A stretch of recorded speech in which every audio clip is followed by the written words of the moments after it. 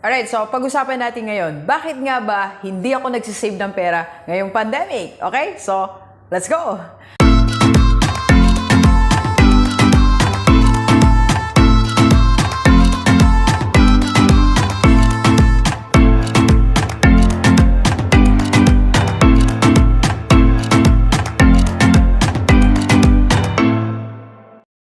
Alright, positive day, Gilivers. This is Dr. Gigi Disunga from Mike and James Project. Magandang hapon sa lahat ng mga Gilivers natin. And sa first time po tayong panood sa aking YouTube channel, thank you very much.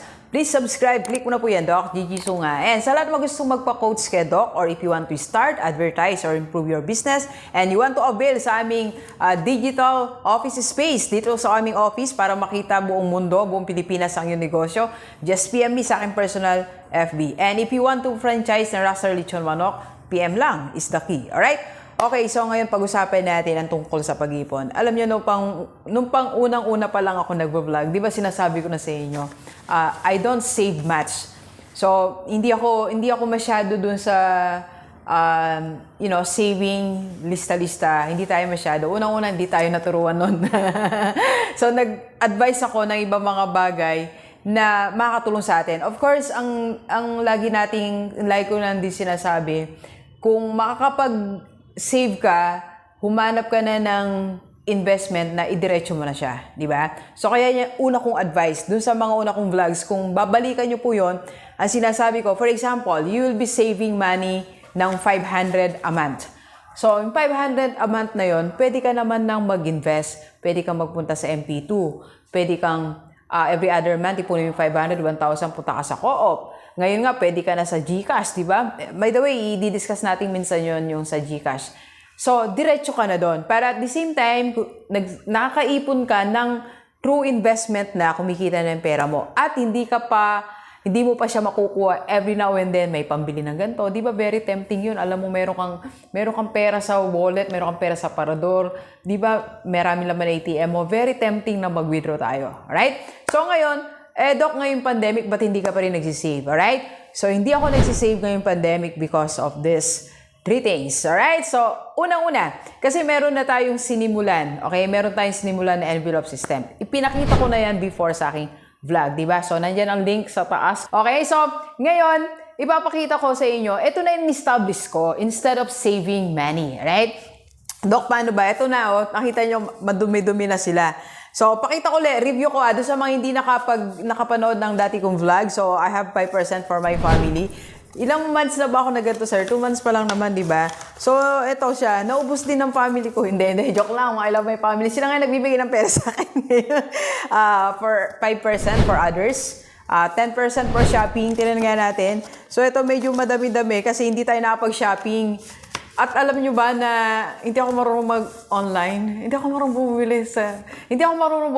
May isa akong vlog na mga hindi ko ginagawa, akalain hindi mo akalain hindi ko ginagawa. Do you know that never pa akong bumili ng anything from Lazada, Amazon, Shopee, on my own? Never. Hindi ko lang kung paano. So, buti na lang di ako marunong, no? Papabili pa ako sa mga tao. Sa church, of course. And for our happiness. Sinangyan natin, nagagastos ko pa yung happiness ko. Meron pa din laman yung happiness natin. Mag-sample ka nga, Doc, ng laman niya. Sample tayo ng laman, ha? So, eto, for my happiness, meron pa tayong 2,510. Happiness. So, this for my happiness. Kung halimbawa gusto kong kumain ng ice cream, o may gusto akong bilhin, o meron akong gustong padalan, basta something that will make me happy, so dito tayo kukuha, alright? Expenses. Ito yung pinakagamit. Kasi ito yung natitira lahat. Ito yung expenses ko everyday. Dito ko na kinukuha yung investment ko na automatic kong monthly kong binabayaran. So, dito na. So, ngayon sa expenses ko, ito konti na lang, 1,050 na lang. Pero at least may laman pa siya, di ba? Siyempre, tights natin. So, ayan. So, tinutuloy-tuloy na natin. So, wala ditong savings. So, dokasan ng savings mo. Kasama po yan dito sa 50%. So, kaya ganyan po siya kadumi. Kasi like ko siya nagagamit. Dito kumukuha ng panggas natin, expenses natin, pambayad ko sa insurance, Kaiser, iba pa, di ba? Alright? So, hindi ako nagsisave because this is number one. And second na ginagawa ko, ang ginagawa ko po ganito, instead of saving kasi nakita ko po kasi, kagaya kung ano yung nangyari sa atin ngayon what had happened to us, kung meron akong kung meron akong savings, for example, kahit ikaw, kung meron kang savings na, let's say, 100,000, for more than 1 year na may pandemic, tiyak ubus na yung savings, diba? Kaya may kausap ako ng isang araw, sabi niya, Doc, pangalawang taon na, magdadalawang taon na yung pandemic, talagang kahit mayroon kang reserve money ngayon, naubos na. Di ba? Kahit magkano, kung meron kang malaki ng savings ngayon, naubos na rin yan.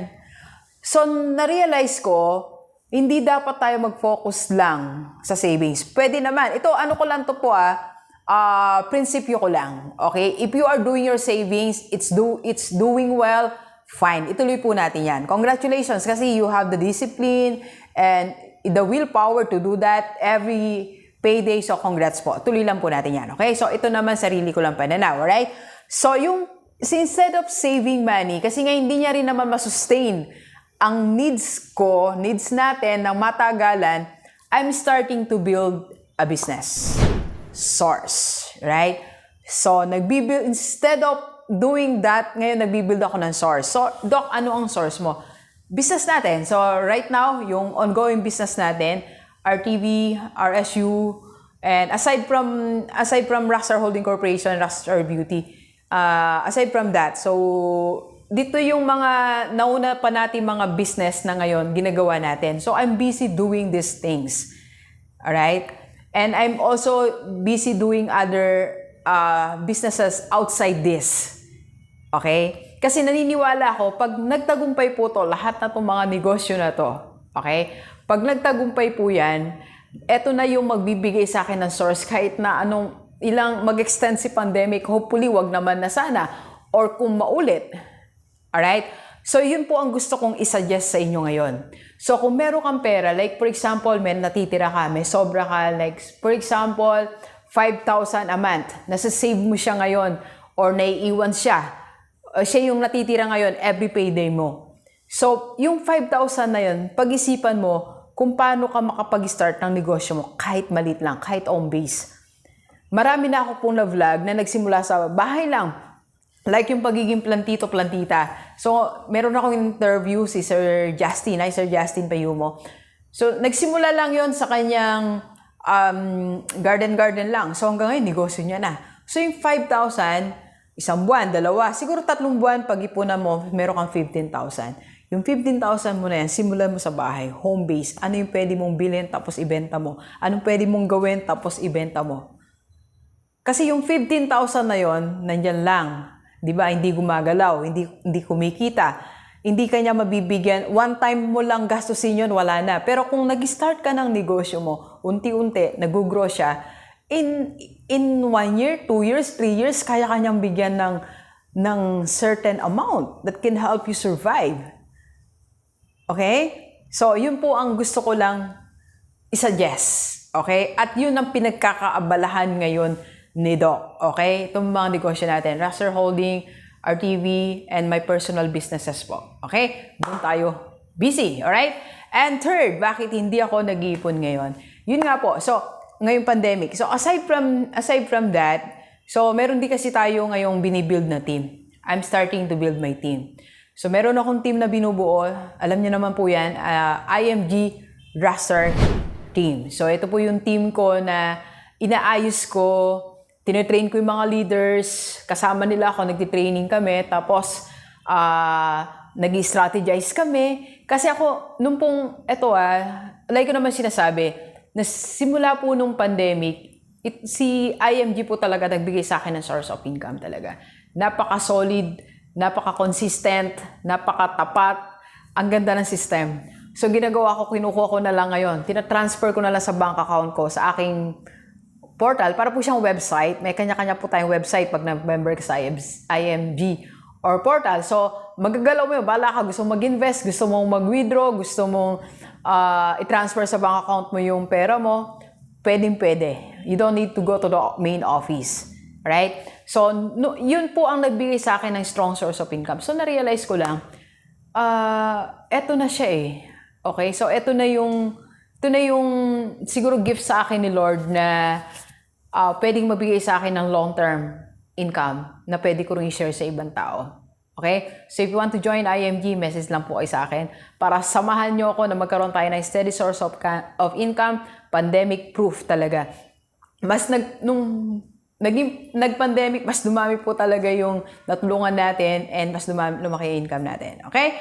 And ito na yung last reason. Bakit talaga hindi ako nagsisave? Hindi ko alam bakit dumating ako sa point na sabi ko nga sa kapatid ko, sa isa kong kapatid, ayoko na ng marami akong pera sa bank account. Hindi na ako, gusto ko na lang na to sustain my needs, sustain the needs ng obligation ko sa bahay. Naalala niyo yung vlog ko na, what if we die soon? Naaano din ako doon, inuulit ko siya nung isang araw, kanina lang inuulit ko ulit, what if I die soon nga, di ba? Ano natin madaming pera. If there is an opportunity right now to help others, itulong mo na lang. Kaya meron ako, nakaano talaga siya eh. Most of these expenses, tapos meron for other people. Kung mapapansin nyo po, for other people. Meron for my happiness, pero there is a big percentage of this na for other people talaga. Not that big amount, pero I make sure na makatulong tayo. Hindi ko nahintayin na maging multimillionaire ako. Lumaki na lumaki yung kumpanya natin, tapos saka tayo tutulong. Hindi ko kasi alam kung abutin ko yun eh. Hindi ko alam kung kailan ako i-deadline ni Lord. Kaya kung ano meron ako at present, yun ang gusto kong i-share. Kaya nga ngayon, would you believe po na yung pera ko talaga, merong 2 tao may hawak. Sige, distribute nyo na saan yung gusto distribute. Wala tayong wallet ko ngayon, siguro 1.5 lang naman. Di ba? Something like that. Okay? So, yan yung mga reason bakit hindi tayo nagsisave. Ang pinagmamalaki ko lang po ngayon, I'm building something and I have a source na gift ni Lord sa akin to sustain my needs ni nanay for monthly and certain na nasosobra for other people. Alright? So, it's a blessing na galing kay Lord. Okay? So, this is my model. Yan po ang model ko ng pera ko ngayong pandemic. So, kung tingin mo, Doc, pwede kong gayahin. So, pwede po. Kung tingin mo naman, Doc, may kulang ka, sobra, o ano pa man, pwede naman po kayong mag-create ng sarili nyo. Basta mensahe ko ngayon, makagawa din kayo ng sarili nyong plan. Game plan nyo. How to manage your money, especially this time of pandemic. Basta wag natin kalimutan, build your source. Alright? Don't build ng madaming pera sa ATM, sa bank. Mas maganda mag-build ka ng source. Kasi ang source, pag na-build mo na yan, okay na, it will give you money kahit natutulog ka. And that's what I'm building right now. Okay? Alright, so sana nakatulong ang ating vlog. Alright? So sa lahat ng gustong magpa-quote sa atin, in relation to this money management, just PM me, okay? Alright, so please share this video sa lahat ng mga kaibigan natin, kahit OFW o dito sa Pilipinas, para sama-sama tayong mabago tumulad ating buhay. Thank you very much, G-Livers. Enjoy the rest of the day and let's go, let's go!